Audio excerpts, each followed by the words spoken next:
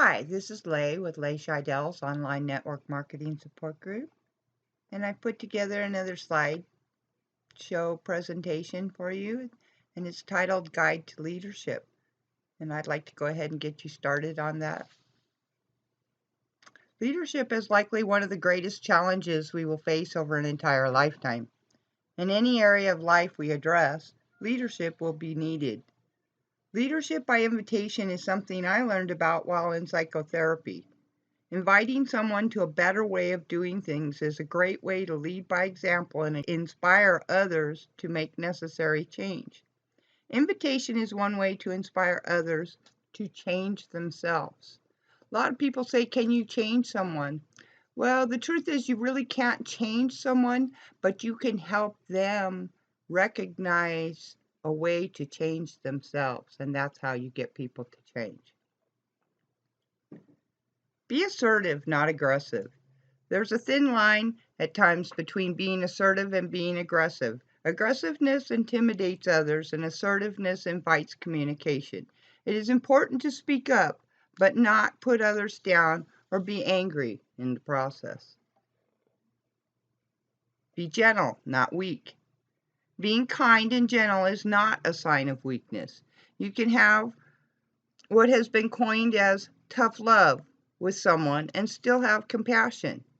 Whatever has to be said or done needs to be done, but you can be gentle or kind and not come across as weak at all. Be bold, not a bully. No one needs a bully or someone who thinks they can push others around to get things done. You can boldly lead with a plan and by helping others stay focused to achieve the goal. Be humble, not timid or shy. Humility is to remember how small we are in the vastness of everything around us. Humility is a virtue for understanding what a small role we play in the world. It's being willing to go to the level someone else is to know how they feel and not being too proud to experience the unknown. Being helpful, not lazy. You've got to take action. Be helpful and not be lazy to tasks which need attended to. It's okay to be a dreamer and even to have your head in the clouds, so long as you keep your feet firmly planted on the ground. Be proud, not arrogant. It's great when we use pride to advance ourselves to do even better and achieve even more. When we initiate team pride, company pride, community pride, and even personal pride. If you cross the fine line into being arrogant, you will not be well received by others. The worst arrogance is when the person is ignorant as well. And arrogance is really bad in general, but when the person is smart and they're arrogant, it's a little easier to swallow. When they don't have a clue and they're arrogant, that's a really tough one to take. Be humorous, not silly. The challenge of the leadership role is to know the difference between being humorous and being silly. It's okay to tell a good joke and get others to laugh. Being silly is really just a waste of time, though. And you don't really want to take people there, and especially when you're in a leadership and business role, you don't want to waste time being silly, and it sets a poor example for what others might do. There are 15 basic laws of leadership. All leaders must learn these basic laws so they can use these as illustrations and utilize them in productivity as well. The law of sowing and reaping. What you sow in life, you will reap. Another way to look at this is you will reap what you plant. If you sow bad seed, you will reap bad. And if you sow good seed, you will reap good. If you don't plant seeds, there will be nothing to reap. On the other hand, you will always reap far more than you sow.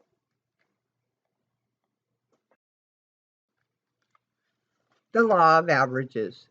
If you do something often enough, you will have a ratio of results.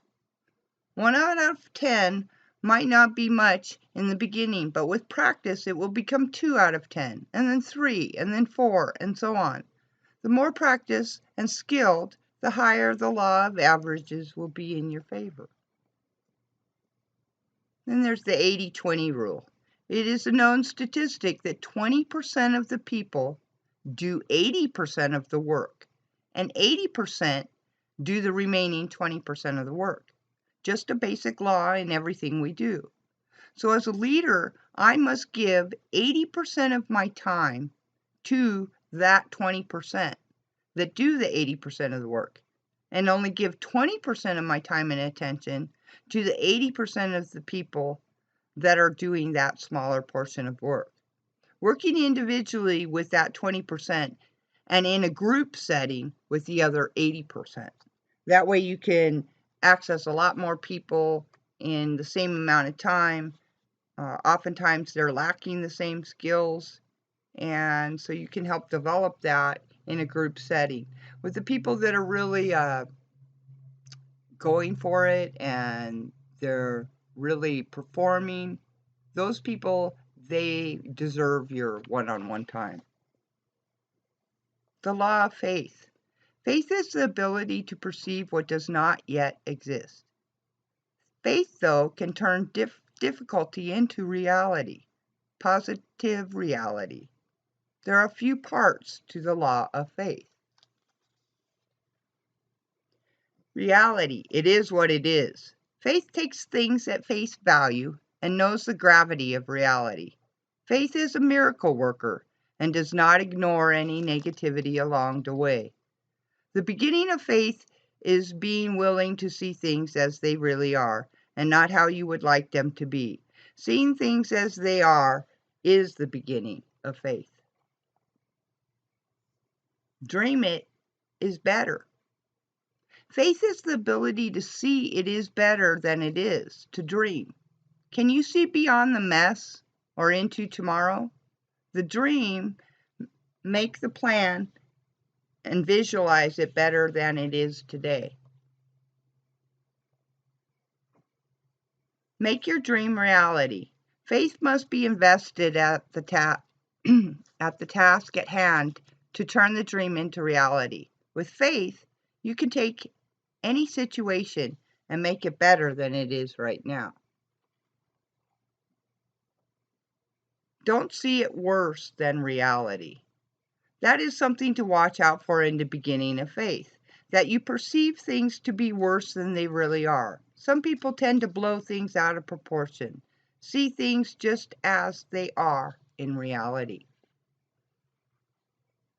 Do not see it for more than it can be. Don't see things for more than they can become given a reasonable period of time, working with the law of averages and all the other laws. Don't move into folly rather than faith by believing in more than it can be. It's possible to be worse than what you see. Sometimes you just see the surface, and you better dig enough to see a little deeper. You better look underneath so you can see it as it is, not to overblow it, but seeing the reality. This might have future potential. Don't forget to see that you may have future potential far from what you are achieving right now. Take those first steps based on what you can see, but be willing to journey a little further into the unknown as you venture forward in faith.